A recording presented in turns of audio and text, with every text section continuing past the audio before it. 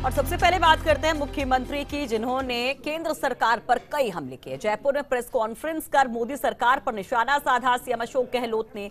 और गहलोत ने कहा कि मोदी सरकार ने विपक्ष से रिश्ते बिगाड़ लिए हैं।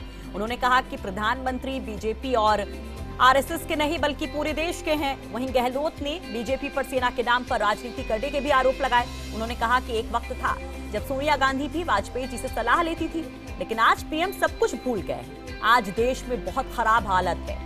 आम आदमी आज दुखी है। मध्यम वर्ग के लोग मोदी सरकार के डर से बोल नहीं पा रहे हैं। सीबीआई और अन्य एजेंसियों का दुरुपयोग किया जा रहा है, चाहे रॉबर्ट वाड्रा हो या फिर चिदम्बरम हो, सभी को परेशान किया जा रहा है। गहलोत ने दावा किया कि नरेंद्र मोदी इस बार पीएम नहीं बनेंगे। गहलोत ने कहा कि चुनाव के वक्त इन्हें कभी राम का नाम याद आता है तो कभी गाय माता याद आ जाती हैं। इनके राज में 70,000 गायों की मौत हो चुकी है। ये सिर्फ नाम को लेकर राजनीति करना चाहते हैं, जबकि कांग्रेस का त्याग और बलिदान का इतिहास रहा है।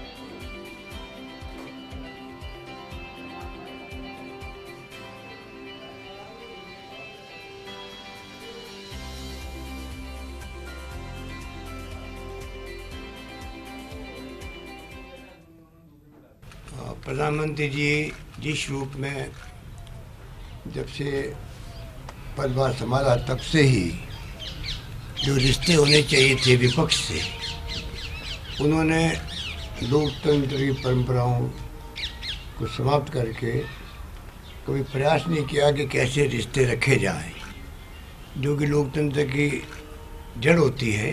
विपक्ष की भावनाओं को समझें, विपक्ष की आलोचनाओं को स्वागत करें, फिर फैसले करें शासन करने के लिए। 30 साल के बाद में स्पष्ट बहुमत मिला मोदी जी को। 30 साल के बाद अगर वो चाहते तो नई परंपराएं कायम कर सकते थे, पर जो अहम और घमंड उनकी फितरत में है, उनकी सोच में है, उनके एक्शन में है, उनके व्यवहार में है, उसके कारण से शुरुआत से उन्होंने रिश्ते ऐसे बिगाड़े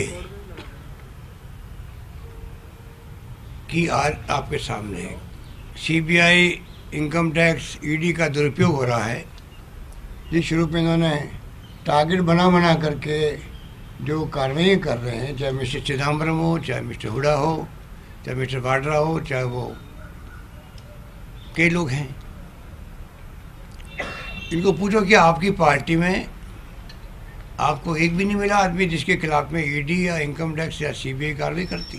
प्रधानमंत्री जी को हम कहना चाहेंगे कि कृपा करके, आप देश के प्रधानमंत्री हैं, आप बीजेपी के आरएसएस के प्रधानमंत्री नहीं हैं, एक पार्टी के, और उसके बावजूद भी आप जिस रूप में असत्य बोल करके, झूठे आरोप लगा करके, परिवार को बदनाम करके और धमकी दे करके एक प्रधानमंत्री अपोजिशन पार्टी नेताओं को धमकी दे, ये मैंने मेरे पहली बार देख रहा हूँ राजनीतिक जीवन के अंदर कि प्रधानमंत्री इस तरह का व्यक्ति की गरिमा होती है बोलते वक्त में, और जिस रूप में वो धमकियाँ दे रहे हैं, मैं चुन के क्या करूँ, चुन के जो मेरी फितरत में है। मूल समस्या देश की है, बेरोजगारी है, रोजगार की है, कोई ध्यान नहीं दिया जा रहा। किसान आत्महत्याएं कर रहा है देश के अंदर। किसानों ने आगे आकर के, आपने देखा होगा, दिल्ली तक आए हैं, सड़कों पे उतरे हैं, सब कुछ किया उन्होंने, उसकी तरफ ध्यान नहीं जा रहा है। और आम आदमी दुखी है। आज रोजगार समाप्त हो रहे हैं। नोटबंदी के बाद में जो जिस प्रकार से लोगों की नौकरियां गई है, रोजगार गया है, गांव में आज लोग दुखी हैं। मध्यम वर्ग बोल नहीं पा रहा है इनके डर और भय के कारण से।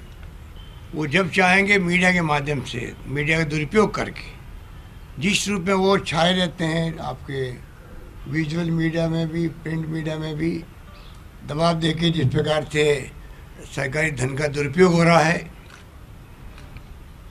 जिस रूप में करीब 10,000 करोड़ रुपया खर्च कर दिया हुआ इन्होंने विज्ञापनों के अंदर, और टीवी और सोशल मीडिया और प्रिंट मीडिया, खाली अपनी छवि को चमकाने के लिए। स्ट्राइक की, सर्जिकल स्ट्राइक कोई नई बात नहीं है। 50 साल में कई बार सर्जिकल स्ट्राइक हुई है। कांग्रेस शासन की पॉलिसी नहीं रही कि हम सर्जिकल स्ट्राइक करें, आकर के उसको मतलब हम प्रचार करें। ये एक प्रकार से सैन्य कार्रवाइयों के आपस में जो बॉर्डर पर जो स्थिति बनती है उसके आधार पर कार्रवाई होती रहती है, पर आप उसको ही राजनीतिक लाभ लेने के लिए आपने सर्जिकल 1, सर्जिकल 2।